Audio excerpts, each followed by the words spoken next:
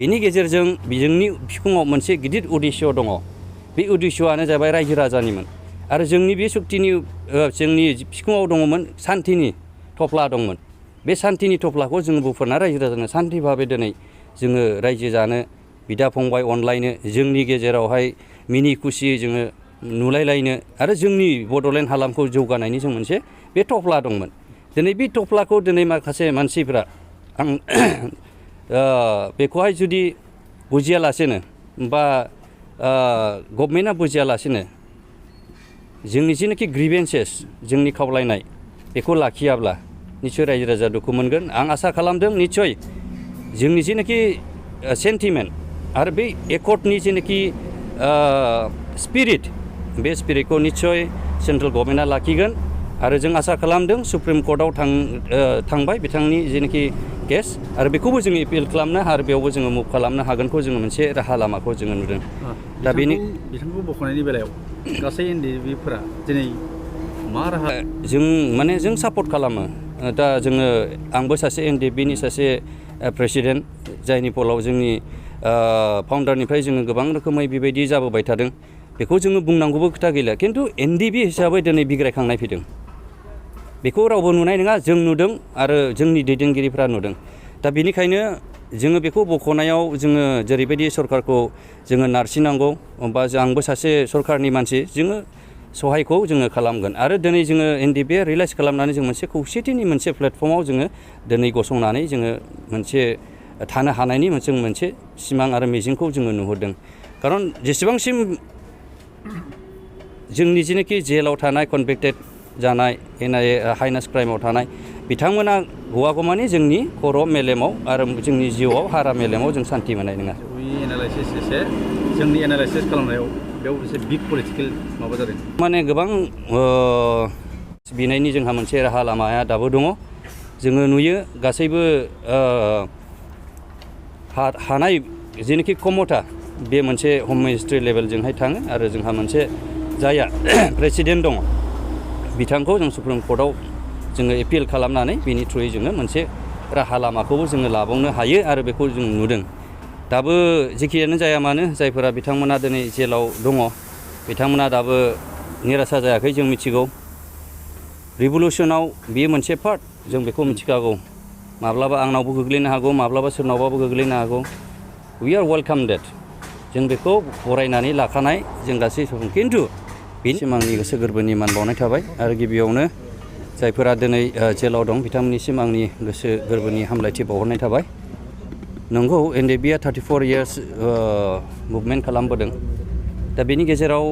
फैनानै 2020 2020आव 27 तारिख जानुवारियाव जोङो मोनसे एकर्ड खालामबाय। बेखौ गासैबो बुहुमनि मानसियाबो मिथिगौ। जोंनि बड'लेण्ड हालामनि रायजो राजा उन्दै गिदिर गासैबो बोराय बुरै बेखौ मिथिगौ। दा बेनि गेजेरजों जोङो बेखौ आसा खालामदोंमोन एनडिएफबि हिसाबै जोङो आसा खालामदोंमोन जे जेरैबायदि जोङो बे ओनसोलाव सान्थि भाबै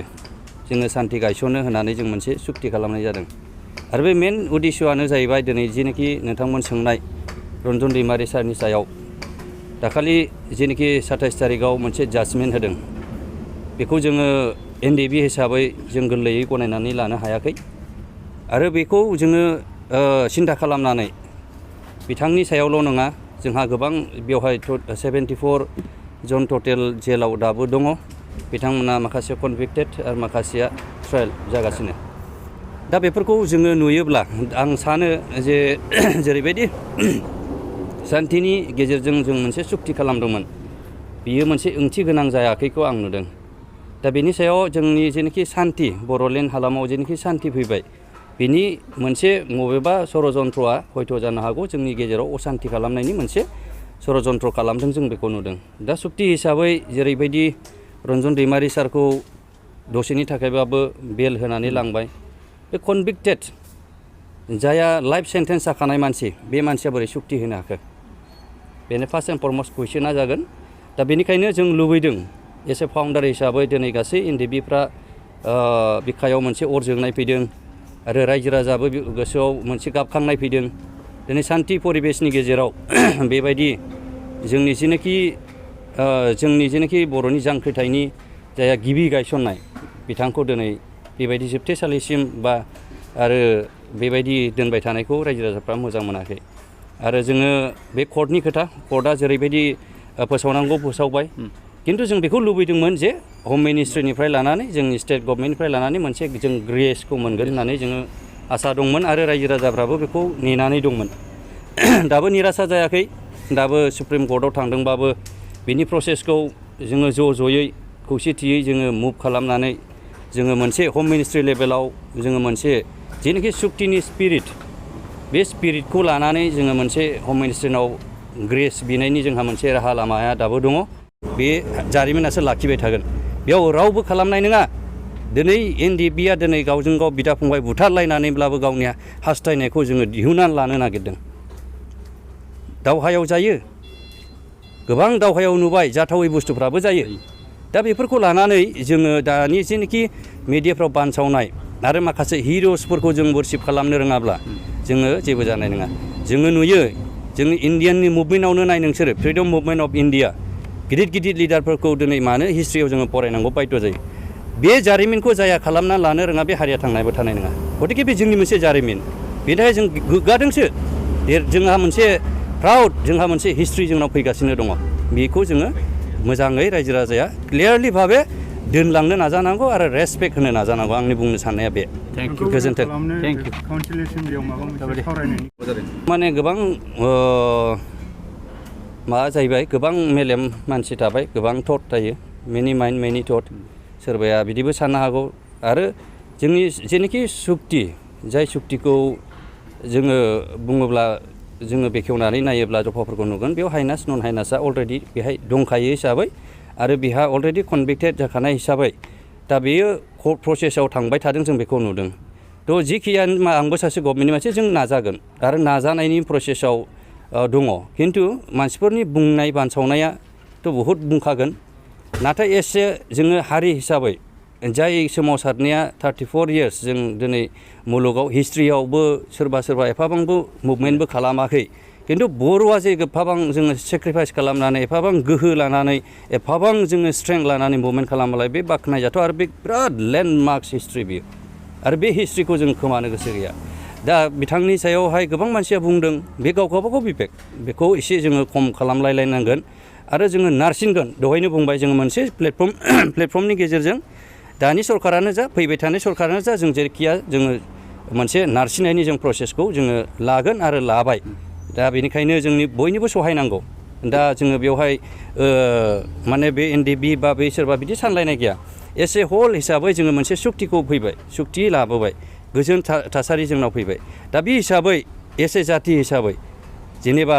हमनानै ला एग्जाम्पल हिसाबै बिथाङा जोंनिफ्राय जुदि माबा जायोब्ला गोथाव खोथा जोंहानो लस जोंनि हारिहानो लस सासे हिर' जोंनि हारियाव उजिदों जों बेखौ प्रिजार्भ खालामनो लानो रोंनांगोन दोस हु डाजन्ट वर्शिप दा हिर'स जायफोरा हारिफोरखौ हारिनि जायफोरा बिर जोहोलावफोरखौ मान सनमान होनो रोङा बे हारिया कालाप्स जायो जों नुबोबाय दिनै हिस्ट्रियावनो गिदिर जारिमिनाव फ्रिडम फाइटारफोरखौ लिरनानै दिनै खुलुमनानै बिथांमोनखौ बिथा खालामनानै जातिखौ गोजौआव लांनायनि मोनसे सिमां बयहाबो समाजा हारिहा दङब्ला बेनिखायनो आं खावलायदों जोंनि समाजनि जेनाखि सुबुंफोर बिथांमोना जाहाथे बानसावालासे गाज्रि मुं सुवालासे बियो जोंनि मुं सुवालासे बिथांमोननो मान सनमान बा बावनांगौखौ दरखार दं होननानै सानो मानोना जोंनि जेनाखि दानि जारिमिन अनलि 34 इयार्स आं बुङो आफ्टार 50 इयार्स बियो सना जोंनि जारिमिन जागोन आरो बे जारिमिनानो जोंनि हारि थांनानै थानायनि आरो जों हारिखौ बे जारिमिनासो लाखिबाय थागोन बेयाव रावबो खालामनाय नङा दिनै NDBआ दिनै गावजों गाव बिदा फंबाय बुथारलायनानैब्लाबो गावनि हास्थायनायखौ जोङो दिहुननानै लानो नागिरदों दावहायाव जायो